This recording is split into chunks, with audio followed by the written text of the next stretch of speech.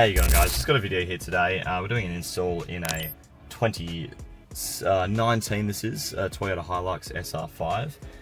Our unit that is for this car will suit up to the 2015 plus basically. So if your car's newer than that and your dash looks anything like this, then that's the unit for you, and it will support the cars with the factory JBL sound systems and the 360 cameras too. But I'll start it up. I'll just show you the factory unit here. If you've got the car, you're already quite familiar with this, but we'll just go through and sort of talk about the different features. So obviously the steering wheel controls, just turn the volume down there, and it's touchscreen. So it's quite a clunky and slow one. As you can see, there's quite a bit of a delay when you press any of the buttons here. But as for, like, you know, entertainment, you got your basic different radio stations here. So there's FM on the stations that it can pick up. You've got the source, you got AM, Bluetooth radio, Bluetooth audio, sorry, DAB, and then some of these other things. So AUX, obviously quite old technology, but if you prefer to plug your phone in or something like that, it's got that. And there's also obviously Bluetooth, which will work with your phone for music and phone calls, and that's about it. Alrighty guys, so straight into the install. The first step's going to be removing your factory unit. So to get this out, we're going to need to get a few bits of trim out first. So that'll be, in order, this one around here, which is around the sort of steering wheel area. There's really long sort of silver bar across the top. And then there's actually this entire sort of area with, on the left, I'll just turn the camera a little bit, the left aircon vent and the storage compartment here. And then finally you sort of get this aircon vent or aircon control area loose, and then you should be able to get access to unscrew the 4 bolts for the unit and then pull it out. But starting with the first one here, so there's just 2 screws here, and obviously there's not a lot of space here, so you're either grabbing the smallest Phillips head you have to sort of fit under there and turn, or you can grab ideally a right angled sort of thing like this. So that's the Phillips head that I'm using, but you can just get under there, and I believe with this one it's a little hard to see. Once you get in there, there you go.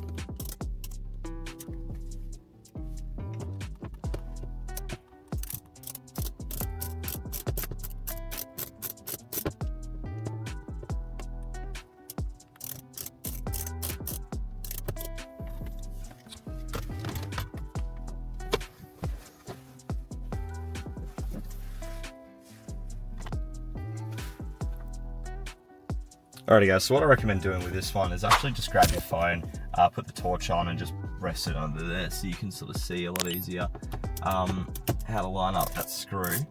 But yeah, just loosening that. So I believe that these screws, you don't want to be pushing up into them much or they won't come out easy. You've got to be kind of light on them. So just trying to get that loose. Work on the other side as well here.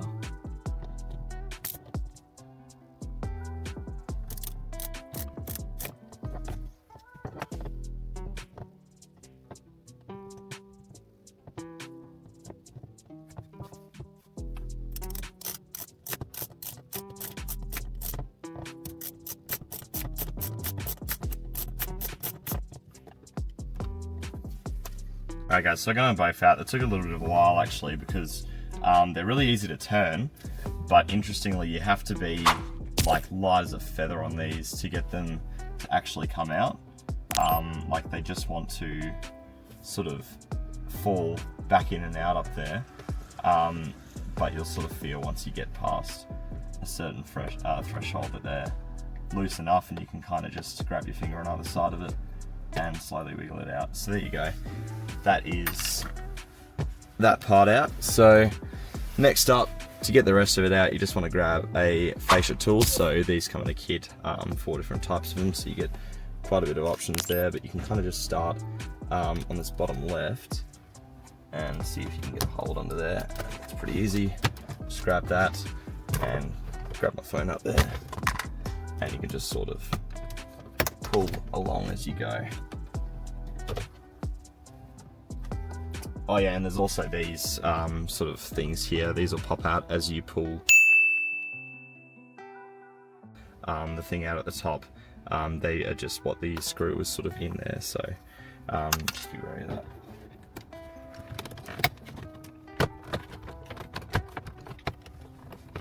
Alrighty, so once that's loose, it doesn't need to come all the way out. I mean, I don't know if you'd actually be able to get it all the way out if you wanted to, but yeah, it can just stay there, and as long as you've got enough room to get under this bit, it's easy to get your hands behind this and give it a pull, and then you can just pull it out all the way along, which is really nice and easy to do.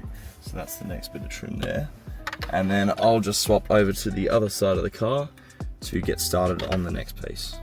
Alright, so next piece of trim here, you'll notice that once I pull it out, this is all kind of one piece here, but you can just sort of grab the very left side of the aircon vent. If needed, you know, once again, grab a trim tool and just go from the side, but I think this one's not too bad to just, yeah, there you go, just sort of grab like that, and as you can see, the whole thing comes out. It is a separate piece, but they are sort of linked together, so if you get the aircon sort of on its way, then this bit will usually come out with it. So that's everything except for our last piece here, which is just underneath the screen itself. So for this one, you can kind of take this down, and you can use this spot as a sort of entry point to just try and get under there, and there we go. I just went sort of right there, if you can see, below the unit, and just pull this out, and it doesn't need to come all the way out. As long as it's sort of hanging there and you've got space, all we need is the access to the 4 sort of bolts that are lying around. So there's 1, 2, and then 3 and 4 on the top. So these are 10 mils, or you can use a large Phillips head, but I'll be using a 10 mil, so I'll go grab one and get those out. Alright, so just gonna unscrew these now. They're a little bit further back, so you could be slightly worried about them dropping down as you unscrew them, particularly the top ones that you can't really touch with your hands super easily. So unless you got a good 10 mil that'll sort of like really hold it, I've just got like a sort of magnet tool here, which I will consider using as I'm pulling them out. But let me just see what it's going to be like here first. So get that loose, and I'll just get the magnet in there. Grab that, easy as. And yeah, just for the record, I'm putting all the screws in the cup holder. That way I know I won't lose them, and it's just a good place to keep everything in one spot. So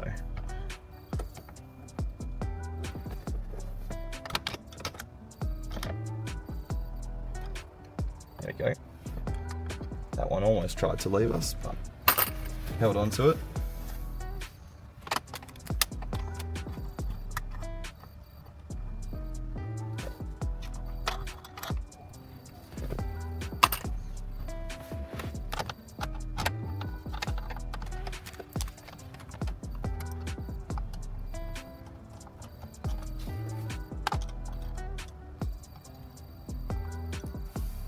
Cool. Alright, so that's all 4 out, so I'll just pop the camera there. So the screen itself is going to be nice and loose now, along with this fascia. Well, actually there'll be a few clips of the fascia that'll be holding this in place still. So you sort of just grab it either side and just give it some wiggles. It'll come up pretty easily there, but as you can see, so I'll slowly sort of grab this thing out. Now, if you've got this rear seat belt indicator on the left side of the fascia here,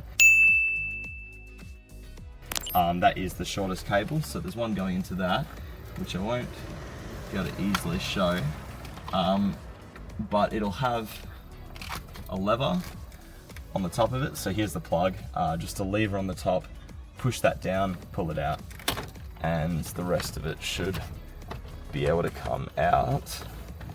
Getting caught on the left there. There we go. A decent way.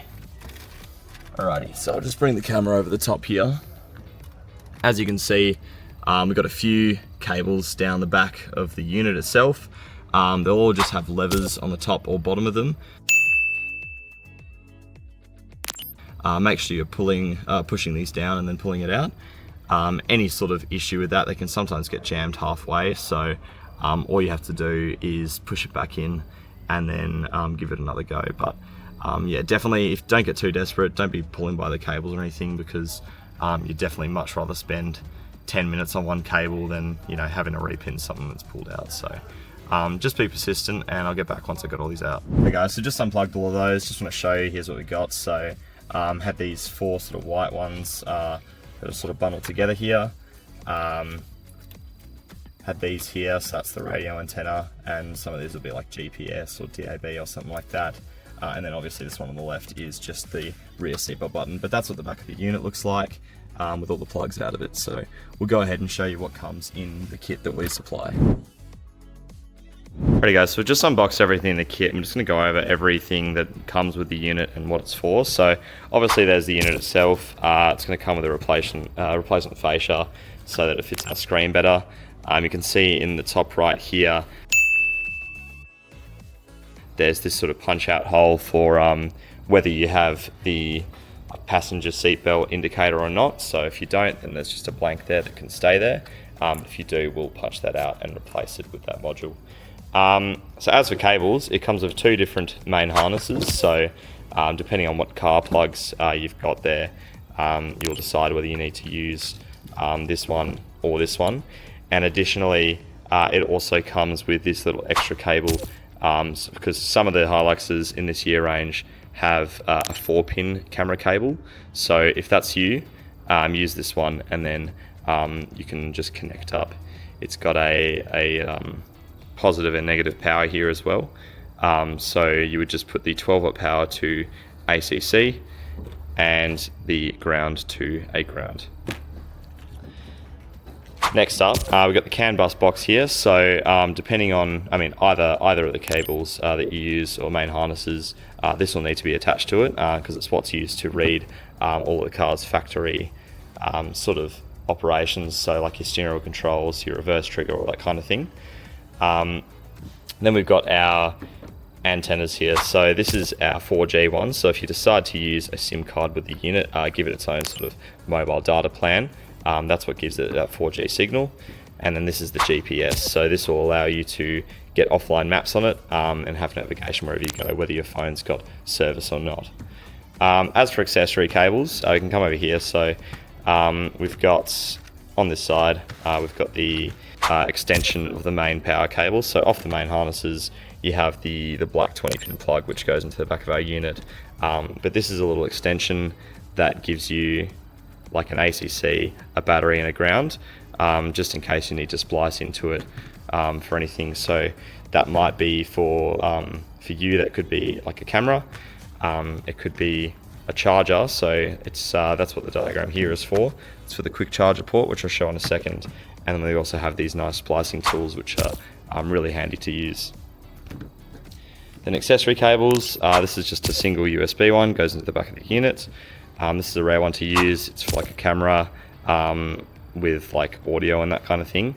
But the main camera cable is this one. So you've got, this goes into the back of the unit. You've got the FCAM RCA, the CAM in RCA, and then you've got a positive and negative wire to power a camera if needed. So the purple one, the CAM in one, that's for your reverse camera. So if you're using a factory reverse camera, that goes into there. Basically whatever camera you want to show up when you put the car in reverse. Then the FCAM one, that's what's going to show up when you put the car into the FCAM app. So there's an app on the unit pre-installed called FCAM, which allows you to view whatever's plugged into there. Now then we've also got this, it's just another set of accessory cables. So it's got 2 USBs and a microphone, good for adding other accessories to the unit that are through USBs, like dash cams, tire pressure monitoring, and that kind of thing. Here we've got a Bluetooth/Wi-Fi antenna. This just goes straight into the back of the unit, and it'll just give you better reception for connecting your phone up and connecting the unit to Wi-Fi if needed. And then this is the alternative to that one. So these actually go in the same spot. This one's got the Bluetooth and Wi-Fi antenna as well, but it's also got a bunch of amplifiers pre-outs. So you've got the front and rear, left and right, for every speaker, and you've also got a sub So we just include the one without those to save space for people that aren't using an amplifier, because it's a lot of extra RCA cables there. And then for the 4G antenna before, this is the SIM card reader. So you can just put a SIM card in there if you're deciding to do that. Now up over here, this is the quick charge sort of USB port we were talking about before. It's got 2 ports here, so you've got the audio one and the QC 3.0. So the audio one is just an extension of one of the USB cables that goes into the back of our unit. So this cable here goes into the back of the quick charge port, and then this will go into one of the USB cables that we showed over here. And then the other one is just straight up 12 volts, so that's going to charge your phone really nice and fast, or any other accessory that you plug into it. And it originally comes with, you got a piggyback cable for the back of your 12 volt cigarette port, and it's optional to use this. It's sometimes more convenient, but if the cigarette port ends up being in a place that's harder to access, we usually just chop this off, and then you're just left with a black and red wire, which you can hook up to power using one of these. So that's that for the cables really. There's the microphone here, and then we've got a couple more USB retention cables depending on what your car has factory plug wise. So if you've got USB ports there, they can be retained with this.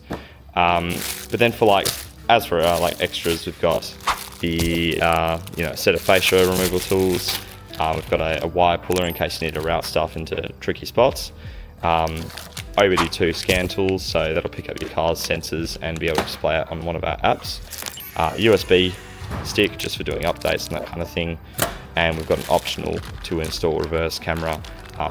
So that's just a wired one. If you've already got a front camera, if you've already got a reverse camera, you could hook this up as a front camera or something extra. But yeah, it's just a 1080p AHD one, so it's good quality. And then also just a stubby holder for while you're doing the install, if you want to keep your drink nice and cool. Alrighty, so getting started with the wiring, I've brought with me into the car the 2 main harnesses we have available, and the 4-pin camera plug as well. So I've just brought in everything that could possibly go in there, and I've also got a CAN bus box.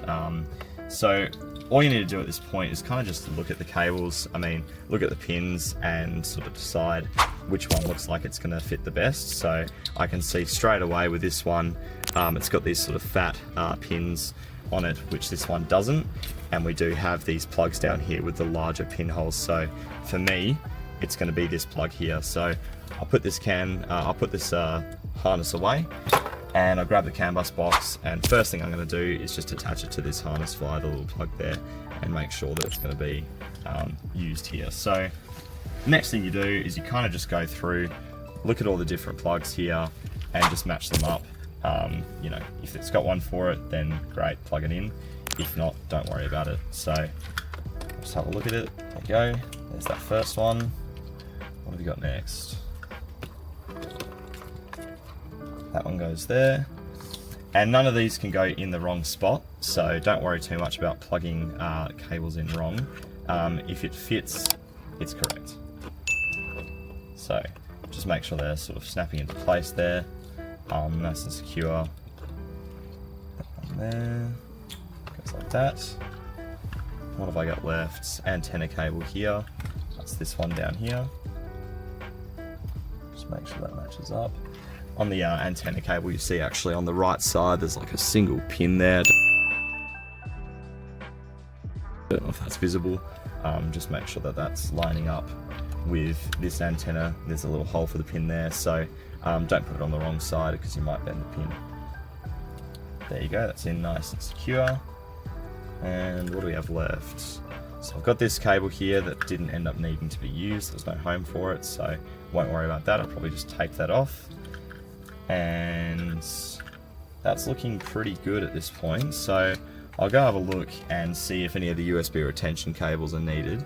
But yeah, as for what's left here, we've got these factory plugs. So these are rarely ever retained, other than this grey one might be a USB one, so I'll check that out. But these sort of antenna looking ones, our unit replaces a lot of the antennas, so they're not common. And this one again was for the little module on the side of the fascia there, so that's just going to go straight into what it was before once we put the unit in. But yeah, that's all the plugs available, so that should be all done with the main harness. Alright, so next up I've just brought in our 2 different USB cables here to check if any of the remaining plugs look like they match up. So this one's a 4-pin. I think I remember the black one being... No, actually, that's not a 4-pin. Okay, so... yeah, looks like all we've got left is... that could be it, is this square one here, because there's actually a bit of a square port in there. So I'll see if that fits. Just lining up, the top tab would be going there. And there we go. Okay, so this will retain, I imagine, the USB port down here. So that's a good one to hook up. And I've also brought some of our accessory cables into the car. So I'll show you which ones I'm actually using today that are going to be, you know, necessary at all. So this is the camera one. Every single install you do, if you plan on having any cameras at all, you need this, whether it's the factory camera or an aftermarket one, this needs to go in. So what I'll do, as you can see on this harness, there's actually 2 yellow cam in cables. So one of these could be the reverse feed, and one of them likely does nothing. So all you really need to do is follow each cable back and see which one goes into a plug that is being used and which one doesn't. So it looks like one of them's actually going into this plug here, yeah, which isn't being used for anything. So I know that's not going to be the correct one, and we'll tape this off and we won't bother with it. So that's going to mean that this other cam in one is going to be our actual reverse camera video feed. So I'll plug that into our cam in on this accessory cable, and it's the one with the purple wire for the reverse feed, and then we'll go ahead and tape that up as well once we're done. But next up, for our USB retention cable, where is it? There we go. I've grabbed this USB cable here, so this is just our single one, nice and easy. I will just plug that into here, like so, and then this purple bit will go into the back of our unit, and then that should be that factory USB port able to talk to our unit again. So that's the other one. Now next up, we've got our 2 different antennas here. So I won't do this one just yet because I've got to figure out a good place to stick these, because you want to get basically a clear view to the sky with no metal in the way. So anywhere under there that's sort of flat enough that you can stick these will be a good spot. So I'll find those off camera and then show you where I put them. But yeah, I've brought these out. Next up is this Bluetooth and Wi-Fi antenna. This one's necessary as well. Obviously it's not really something that plugs into anything, it kind of just will dangle back there, but I've got it in the car just so I know I will be using this when I put the unit in. And then we've got our white plug here. This is the 10-pin. It's got 2 more USB ports for accessories and a microphone port for the aftermarket microphone. So I will be installing this later on, and I'll likely route these cables wherever I can, probably into the glove box or something like that. And then finally, bit of a niche use case again with the SIM card, but we'll put the SIM card reader in the glove box as well, just so if the customer ever decides that he wants to add a SIM card to it, it'll be there and available to do it. So we'll go ahead and get to the next step. Okay, so just doing some cable management. I ended up putting the GPS just behind this plate here, so it's tucked there, and as you can see, here's the cable bundle coming out. But yeah, so our camera in cable here, just giving that some electrical tape. You know, it's nice and safe and it's stretchy, so it'll give it a tight sort of hold there. And then our USB as well, just giving that a tape, just so this stuff doesn't come undone in the future. And then what I'll do here, I'll also show you this reverse in. So this reverse in is like our trigger wire basically. So what gives the unit 12 volts, so it knows when to turn the screen to the reverse mode and pull up the camera. There's this little black cable here which isn't plugged in normally, so that goes into the CAN bus box here, and just make sure that this is plugged in basically. So what I'll do then is I kind of just grab everything that I know I'm not really going to be touching anymore, and that's going to kind of be in the way, and just sort of tape it together. So it's sort of less of a sprawl and less likely for things to get tangled. So I'm just going to wrap around there.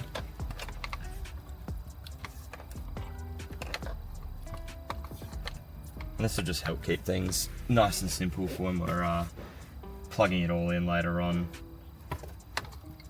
And I'll show you what I got. So what I'll eventually do is, for all our accessory cables, I kind of like to keep them together.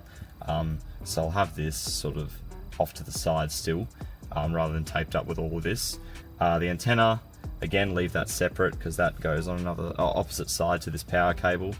And you'll want this eventually to flex back, so you could also tape that there, but I won't bother too much with that. But yeah, so keeping these sort of things separate. But yeah, all these extra cables, like the other cam in, you know, the aux in left and right, don't need to do anything with those. You can just tape those back if you want to. Alright guys, so I've just pulled this down a little bit further here, because what I like to actually do next, before things get super crowded with all our accessory cables and stuff, is our quick charge port.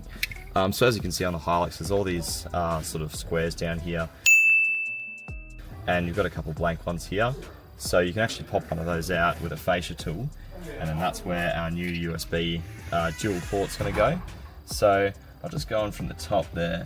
Haven't played with this too much yet. You can even try push from the back. But I just kind of want to get the fascia tool up in there and get under this thing.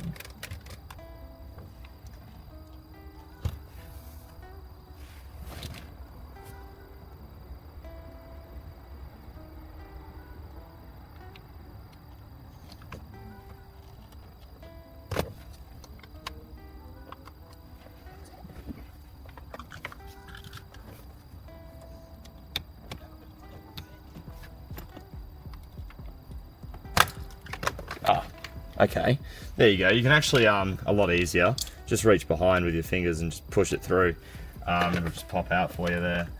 Careful it doesn't rocket off into the car too far, or I'll have to find that piece. But yeah, so here we've got our quick charge port. So it comes with, already in the back of it, you've got the power cable, but then additionally you've got the USB cable. So it looks a bit like this. So one side is the 4-pin little white plug, and the other side is that USB connection. So this just goes into here. Just you line up the tab like this, and you push it in. And this one's a little hard to get in, but it's intentionally so, because you obviously want this to stay in there and not get loose or anything for your USB connections. So as you can see, it's sort of not all the way in there. What you actually do, grab one of our fascia tools and just sort of press on one of the parts that isn't, that's the most solid, I guess, and just get it sort of as deep in there as you can. It should be as indented as the other cable there. So there you go. You can see that that's just like that now, and that's not going to go anywhere anytime soon. So there we go. I'll just have a look here now as well and see what that cigarette port looks like and whether that's going to be convenient to do or not. So I had a bit of a look for the cigarette port cable. Obviously it's behind here in a spot that's kind of annoying to reach, and I know you can pull this fascia out, but it just seemed to be a bit more effort than just using our splicing method. So I also wanted to show that off in the video. If you want to go ahead and go for the effort to pull that cable out to then use for the power port on the thing, you can just grab the piggyback cable here, which will basically just make it so you can unplug that, plug it into this side, and then plug this back into it. So that'll then give the cigarette port its power back and also give it to the USB port. But I decided to not bother with trying to unplug that. I'm just going to use our extra kit for doing that. So I'll show you what I mean by that. So the power cable on the back of this, where it had the piggyback cables, I just cut, and we've got the positive and the negative here. So what I'm going to do is grab our little power cable extension, because it's already conveniently got these spliced for us, the ACC and the ground.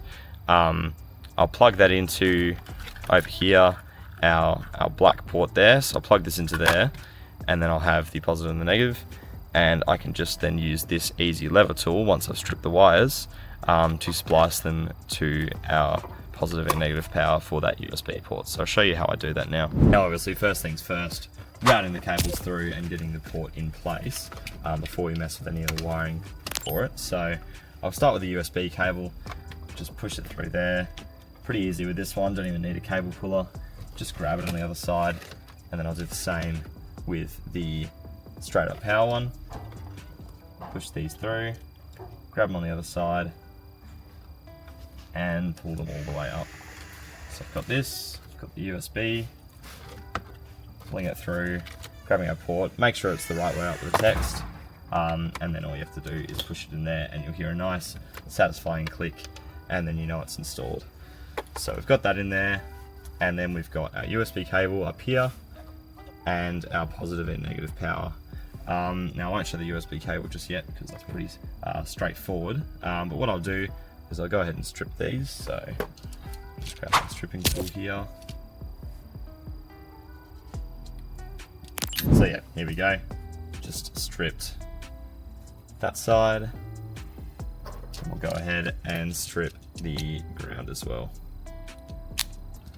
Now, next up, we've got these here, so I'm going to grab my power cable extension, plug it into the original 20-pin power cable off our main harness, just like so, get a nice little snap, and then I'll look at our ACC and ground. Now, don't use the B+ battery unless you want this thing to constantly be drawing power from your car battery. Just the ACC.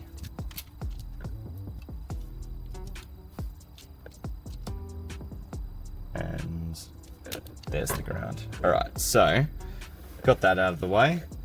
Next I'll grab the cable splicing tool that we've got here. So this is just our nice easy lever pull one, and all it does is obviously lift the lever all the way on both sides. So I use the orange for the positive and the blue for the negative. I'll just push that into there, get the wires nice and straight, push that in, snap the lever down, give it a tiny tug to make sure it's all good, but these are really quite strong, so push that into there, and there we go. Now we've got easy access to the power for it, so I'll then grab this, just move that back a little bit, and then I can just go on the other side and I can put the positive into the orange side once again, and there's two ports here if you want to add power to something else through this same area, but just using one for now. Pushing that into there and snapping that lever down and lifting this lever up all the way. Straighten these out.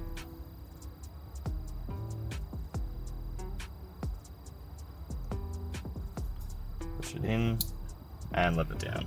So there you go, that should be power all sorted for your QC 3.0 port. And then for our USB one, it's going to be very simple.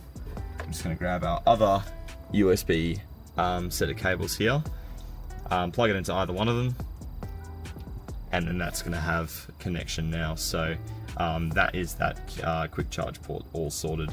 We'll just go ahead and wrap up some of these cables and tape them up, just so there's a bit of room to work with here still. So just going handheld for a sec, because I want to show you what I've been doing with the wiring. So what I've got here is I kind of like to organize it like this with every install I do. Every accessory cable, so these are the ones that are sort of shaped like this that go into the back of the unit. We've got that little section with like 8 ports, and these are those. So I like to tape them back together sort of like that far away, and just keeping everything in one spot just makes you feel a lot more organized and at peace with this.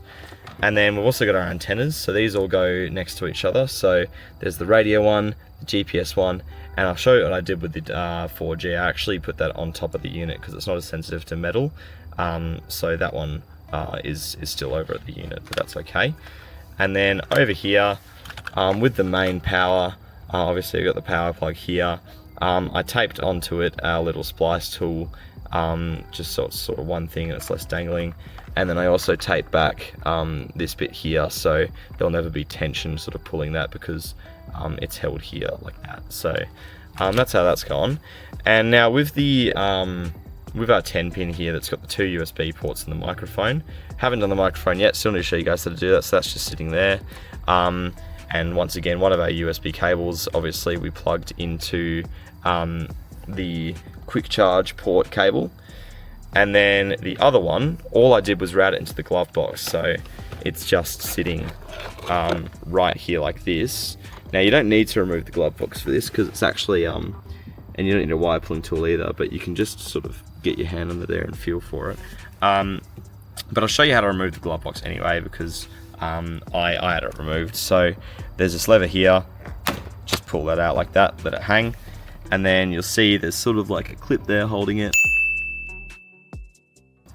and one on the other side too. All you have to do is sort of just pull it towards one side, not very hard, like push it sort of thing, and then on the other side also pull that towards you, and then the whole thing will kind of just drop out, and then you've got all of this room here. Here's my cable, as you can see, so that's like that. And I'll show you as well, I mean, I might as well do it. Here's the 4G SIM card, so just run that through there. And you also have the option, by the way, if you prefer to have it in your top glove box, there's this little access hole here that you can get it through really easily. But I'll set up the bipod, or the tripod, sorry, and just pull this through as well. Alrighty, so just showing off, so it's really nice and simple in this car. Just quickly remove this. Right, so grabbing the 4G SIM card, going from the top here, and just put my hands down on this side here as well. And I mean, you can kind of just move it around until you feel your fingers touching it, really. It's not too hard at all, so there we go, feel it there, and that's all there is to it. So anything you want to put down there, that's all you need to do. Alright, so moving on to the microphone installation now. So here's the microphone here. Now this is a completely optional part of the install, because the unit actually does have a microphone like built into the screen, but we'll find that you'll find with this one you get a higher quality in general. So I'm going to go ahead and do it just for the people that want to go through with that. So just to show you, so we're going to remove the A-pillar here. No worries about the airbag, the car's off, so I'm not going to trigger that or anything like that. But yeah, the first step is to remove this A-pillar. So what you need to do is, you can see these little bits on the pillar here. You just grab your fascia tool and get under those, and they should pop off fairly easy. These ones are on hinges, so don't pull too hard. And I'll do the same with the other one. Use the thinner side here. There we go, that'll pop off, and then you'll find under those you just got two 10mm bolts, so go ahead and unscrew those. You got those 10mm out, so as you can see, that'll then just come off pretty easily. And then I'll try and do this one-handed, but you kind of just need to get your hands under there. There you go. Just pull this out, and you sort of pull it up towards you, because there are clips at the bottom there. And that's the A-pillar off, so I'll just chuck this trim down there for now, and we'll look at how we can wire the microphone. So I'll show you what we need to do, but essentially the only important thing really is making sure none of the cables are going to go in front of this airbag, because that can be really dangerous. So I'll show you what I do. Alrighty, so I just peeled the sticky backing off the microphone up there and attached it to the windscreen. Make sure you clean the spot that you're going to do it in first, just so it's going to stay there nice and long. Now, make sure there's a bit of slack up there at the top. As you can see, I sort of looped it around there, just so there's a bit of space. Because when you put the thing back on, you don't want it to be really tight and then pulling the microphone back in there. But yeah, to keep it sort of away from the airbag, I've just zip tied it along 3 different points. So it's definitely going to be safe there. Don't pull it really tight. You don't want to like hurt the cable at all, just enough to sort of keep it, you know, hugging this blue cable here or whatever you've got there. That's going to be a good tie down spot. But the next place to go to sort of route this thing down is there's this side panel here.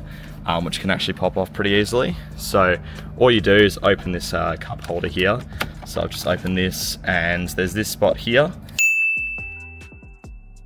And you can just grab a fascia tool, and just in this little gap here, very easy, just push it in and pop the whole thing out. And it's behind your sort of rubber seal here, so keep that in mind as you try to pull it off.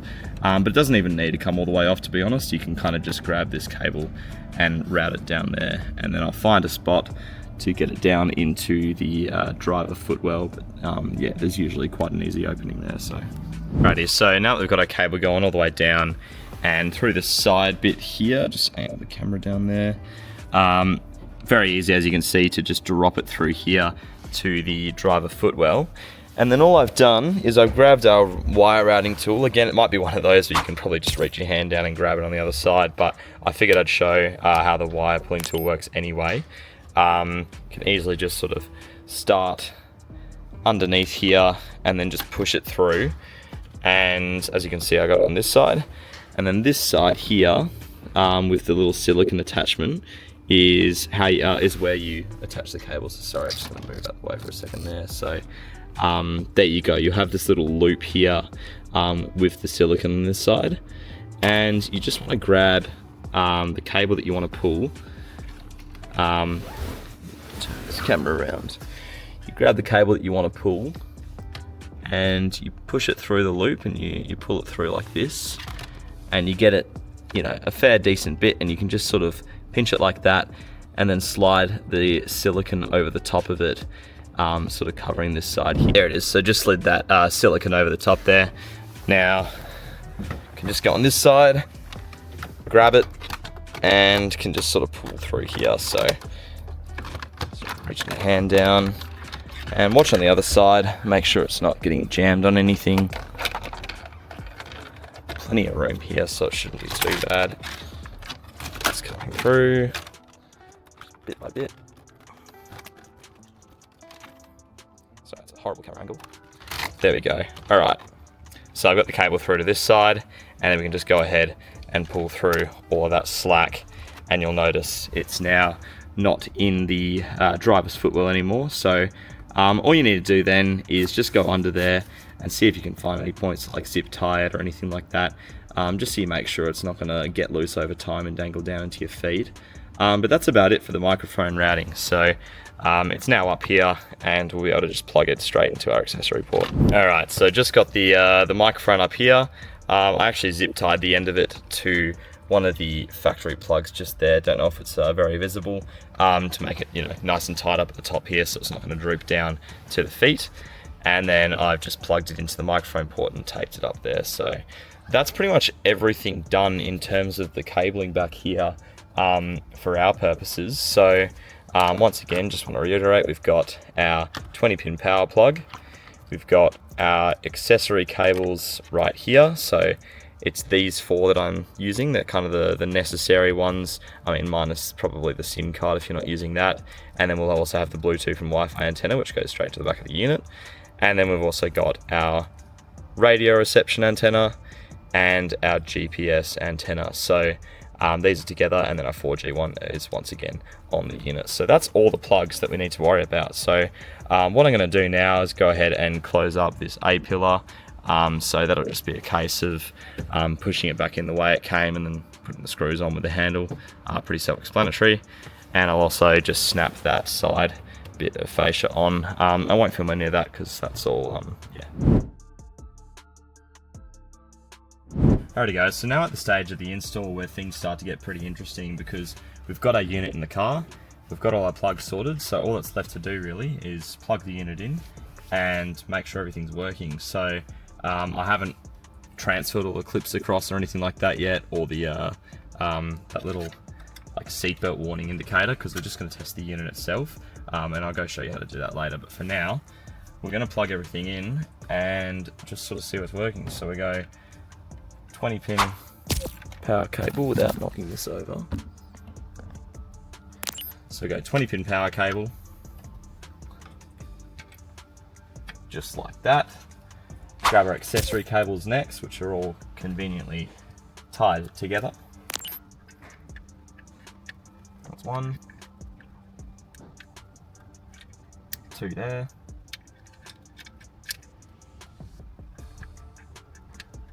3, and 4, and then not to forget our BT/Wi-Fi antenna, which goes in that one there. Once again, these ports only have one correct shape, so just double check that before you put it in. And then here we go, here's our 2 antennas. We've got the GPS antenna, and we've got our radio antenna. Alrighty, so what I'll do, because again we don't have the clips in here, so it's not going to go in fully, I will just sort of line this up and try and rest it in the dash, just so I don't have to hold it the whole time. So let's see how we can get this in.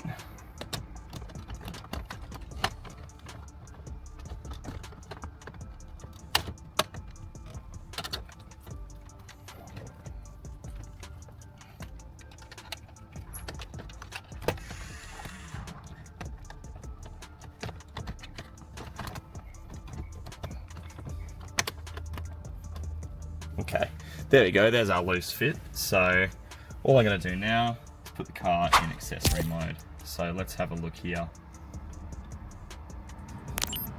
Unit boots up, that's the first step. It's just checking its drives, and we're going to start booting up. Now the first time you boot up, it's probably going to be the slowest it'll ever take, because after this it'll be sort of sleep mode and it will be able to get on nice and quick. Okay, so we've made it to the home screen here, so we'll just go through and sort of check everything. You'll find the time will probably be wrong at the start as well. It'll likely need to connect to internet the first time to sort of figure out where it is and update that. So let's start with the radio. So it's a good chance to check out the steering wheel controls as well. There we go, turn the volume up and down. Those are working. I'll change between radio stations. And you might find some of these here are pretty crappy. That's because it's not actually ones that it's found yet. Let me actually turn off that AC real quick. Okay, so it's making any noise. We'll hit the search bar, the search button, this little magnifying glass here, and that's going to go through and find all the actual available stations and give us the ones with the best connection here. So let that go through and search.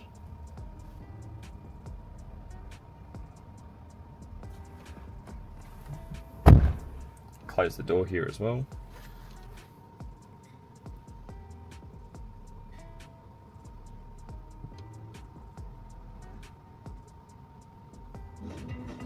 There you go. Alright, so we got our radio stations through, so it's going to go through and automatically actually flick through them after you do a search, but you can stop that by just selecting one manually.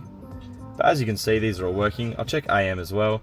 Pressing this, by the way, is how you can just find the next available station. And as you can hear, that's working. So looks like our radio is all good, and so is our sound. That's nice. What we can do next is you can see the the time is updated. I think it's actually used the GPS, so that's probably a good sign for the GPS. But we'll go on GPS test anyway, make sure that that's getting a good signal. Turn that radio off. And there you go, as you can see, GPS on, and it knows where we are, so that's going to be working. And yeah, it's taking the time there from the GPS app, so that will actually eventually set itself. Next up, what we can try is actually grab your phone and open Bluetooth, and we'll make sure CarPlay is working all good. So I'll hit search, and I'll go on my phone as well. I'll go into settings, I'll go into Bluetooth. This will be a slightly different process on a Android phone, very similar though. So just check out any of our videos if you're stuck on that. Allow contacts, and the screen's going to swap over automatically. It's going to ask me to connect to CarPlay. I'll hit connect. And we're in there.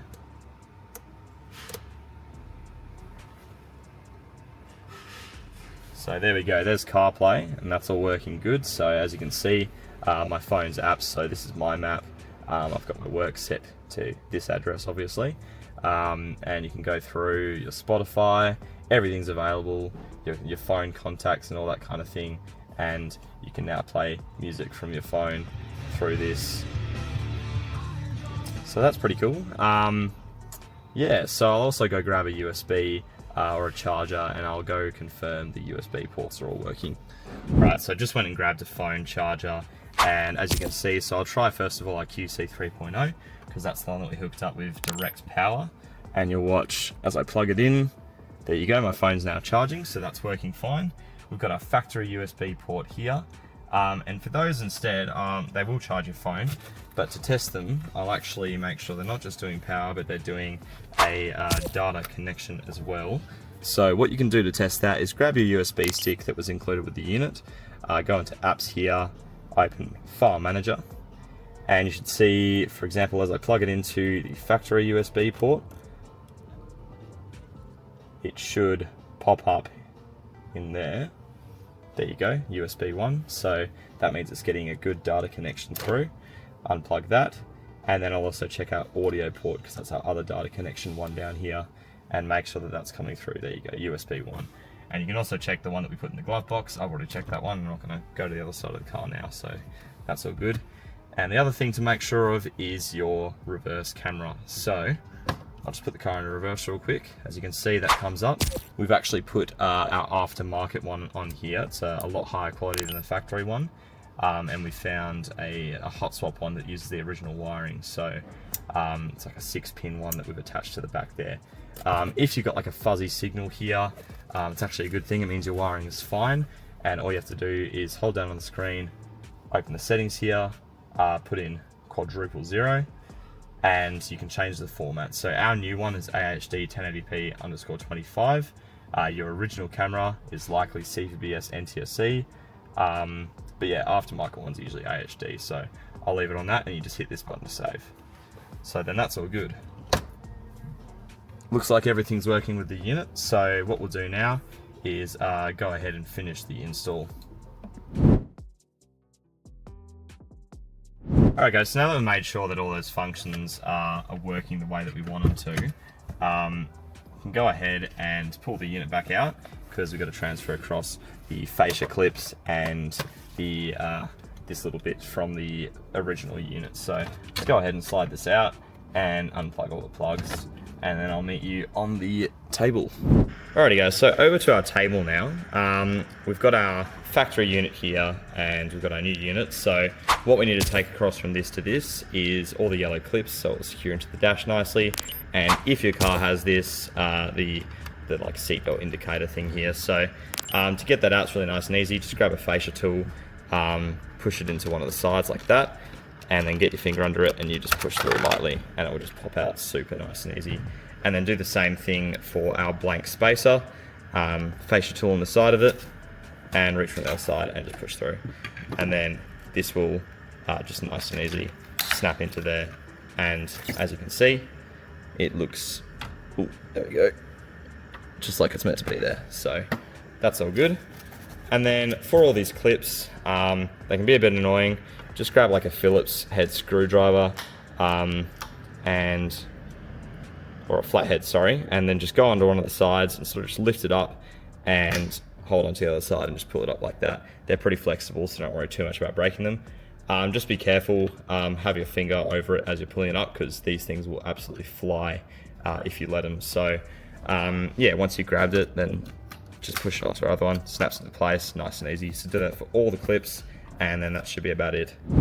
Alrighty guys, so now that we got everything transferred across from the original fascia, we're pretty much on the very home stretch here. So all that's left to do is plug this in, push it in, and then return all of the fascia to its original spots. So I'll just go through, 20-pin power cable there, that's in. Look at all of our little accessory cables here. So there's our camera, there is our SIM card, our white 10-pin for USBs, our pink 4-pin for our other USB, put that in there.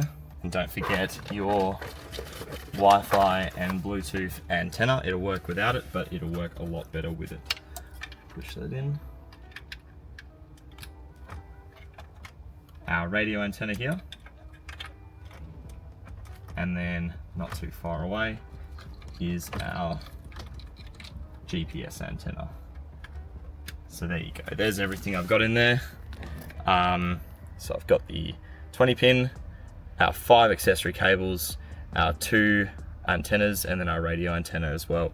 So that's everything. All that's left to do now is push this in.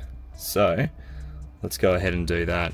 All we need to do is just check the clips, make sure they line up, make sure it's getting under everything on the right side here. As you go, guide these cables back, but there is so much room in this car for cables that it's really not going to be likely to cause you any issues. So just make sure everything's getting guided properly. It's all in line. Snap into place, and there you go. There's the unit secure there. So all we have to do now is our fascia removal, but in reverse. So this is the last bit that we took off last time, so actually it's the first bit this time. Make sure all the cables that are plugged into it are still in and are being guided back. Almost forgot, guys, as well, this rear seat belt thing here, very easy to forget. Make sure you got that plugged in too, so just have to lean across here. And there you go. There's that rear seatbelt plugged in as well, so let me just mount it back in there now.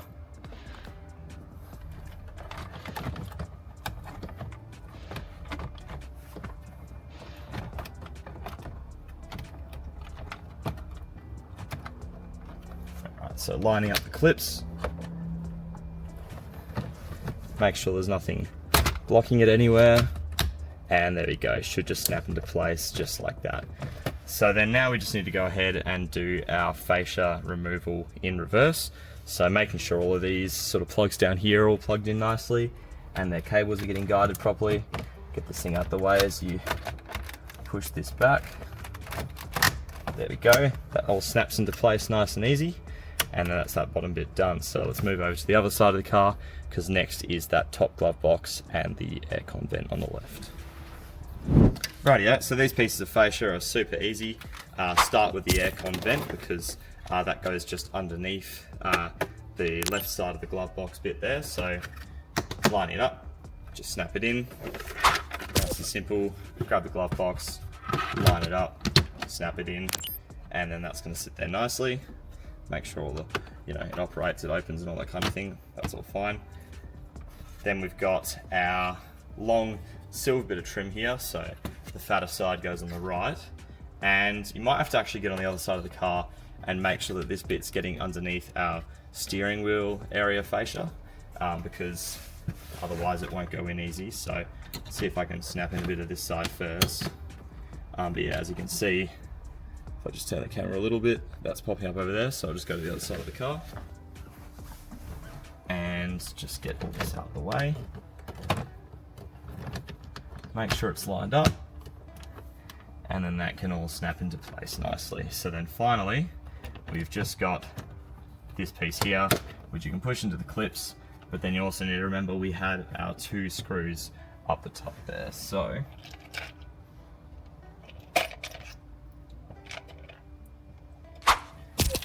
if you remember to the start, these are all the pieces for that. So per screw, you've got this sort of bit here, which we'll just push in, and then the screw itself. So start by pushing these in. Alrighty, so I've just got one of those in. You kind of want to, at first, push it up as far as it'll go with your finger, and then get in there and see if you can tighten it. But don't be alarmed if you don't feel it like stop or anything, because again, these are weird screws and they kind of just go a certain amount of distance and then they'll just keep spinning. But that is secure there. So that is all the fascia reinstalled. So we'll go ahead and just give the unit a bit of a showcase now for those people that haven't bought it yet and are still looking for what it can do. Alrighty guys, so that's the install complete. So if you finished it, give yourself a pat on the back for saving a bit of money.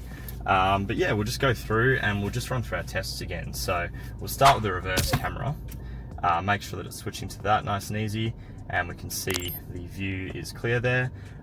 Now, again, we've used our aftermarket one there, but we do have functionality with the factory one as well. So the one that you saw at the start of the video was working, but we didn't get that on camera. So I'll show you at the end of the video the new camera that we've got there, but for now we'll just go through and look. So I already paired to Bluetooth, so I'm on there, but when I start the unit up, it does automatically connect to Bluetooth nicely. So go back into phone link, and this will come up now automatically when the car starts. So there's your CarPlay, that's all working, that's pretty self-explanatory. Go through, check our steering wheel controls, there we go, volume up and down. You know, if I go back to phone link and I go to Spotify, for example, and we hit play,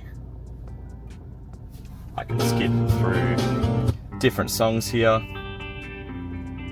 There we go, and that's all working. So voice assistant, direct me home. Getting directions to home using Waze. There we go, that works. Alright, so we've got here as well, as you can see the time's updated using the GPS. Going on the radio, well that's AM working. Here are different stations, all working on the FM. And I'll go through some common settings as well, so let me just mute this. So common things, if you're having issues particularly with steering wheel controls, your reverse trigger, anything like that, they're likely CAN bus related, so obviously making sure that the CAN bus is plugged in. If the CAN bus is plugged in, it could be on the wrong setting. So we go down to, so we've gone settings and car infotainment, about device, gear icon, code's 8878. You can go into CAN type. And while we're here, actually check that your door notifications are all correct. So if I open my right door here, as you can see, it's showing the left door's open. So I can see swap F door is set to swap now, so that'll fix itself when I reboot. But for this car, it's Toyota, so you go XP, make sure that's on Toyota, and then just hit save in the top right and reboot. So make sure that your rear door and your trunk settings are all good as well. But I think those are fine as they are, so now hit reboot. Now I won't do that at the moment because I'm going through different settings. But another one, if you've put the external microphone in, I would go to settings and car infotainment, go to common, make sure you're set to external because you can pick between the built-in, which is this one, and the external is going to be better. So make sure that that's set. Go through display, so you can change the daytime lighting setting, so that's like what the brightness is at daytime and the nighttime. So right now I'm in the office, so the car's turned on its headlights, so it thinks we're in nighttime, which is why these side lights are on as well, but you can make that dimmer if you prefer, and we do have more dimming options through our Vhedia mode app, so there's a video for that on our website. And then auto mode, that's just how you decide whether you want it to actually pick it up from your headlights or if you want it to just be completely manual. So I'll leave it on auto mode, because that's usually pretty convenient, and you can change your key light color as well, so whatever you like here, even a rainbow cycle, but I'm just keeping it looking as factory as possible on the blue, and we'll leave it like that. Now through here we've got volume settings, so this is pretty common stuff, like your Bluetooth volume gain, so that's your own microphone. The navigation volume is just like your navigation assistant, and system volume is just the overall volume of everything. And then what's really cool, we've got our sound settings. So this is also available through the app in here called DSP. You've got the equalizer, so you get full customization over all your equalizer settings. So there's already some presets in here like rock, pop, and jazz and stuff like that. Whereas user is just going to be, or you know, flat is just going to be the standard car audio. But you can go through and customize every single frequency, so you can really fine tune this thing. And then the other one is the smart sound that I like to play with. If you turn on loud mode, you get a lot more bass, and you can increase the, it's just basically a simpler version of the EQ settings. So the vocal, you know, frequencies targeted at the singing, and the bass is going to be obviously just bass, and you can really crank that if you like. And then balance as well. Please note, if your car has an amplifier factory, then this is going to work, so don't worry about it. But you can, in most cars, drag this around and decide where the audio is centered, which I think is a really cool feature. So yeah, we've got all those things. If you've installed other stuff like, you know, your front camera, DAB radio or anything, then you can test those as well, but we haven't done it today. In car info is where you're going to get your settings that the original car would have had. So ignore the car type, but that's fine to stay on what it is right now. But door lock settings, climate settings, light settings, other ones, amp settings. So I'm not actually sure if this car has a factory amplifier, but if it does, then it's in there. Door lock settings, so auto lock by speed, all that kind of thing. If any of these settings don't work, it means your original unit didn't actually do them, so keep that in mind. But yeah, there's all that kind of thing.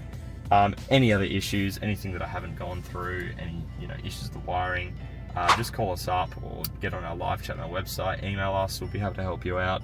Obviously there's plenty of things that can be changed on this unit, so that will lead to different issues with your customization and stuff. So just let us know and we can help you out with anything. How you going, guys? So just at the back of the car now, and wanted to show off the aftermarket camera that we've installed. So this is our 1080p AHD one, and we didn't need to do any extra wiring because we found out the one that we use in our 200 series that uses the car's original wiring is actually compatible with this car as well, the Hilux. So we did have to cut a little bit of the trim, so we're getting it slightly redesigned for the Hilux. But yeah, it's basically an exact swap over. So this one is the factory one here, which is just a 6-pin that can be pulled off. So we've just basically detached that one.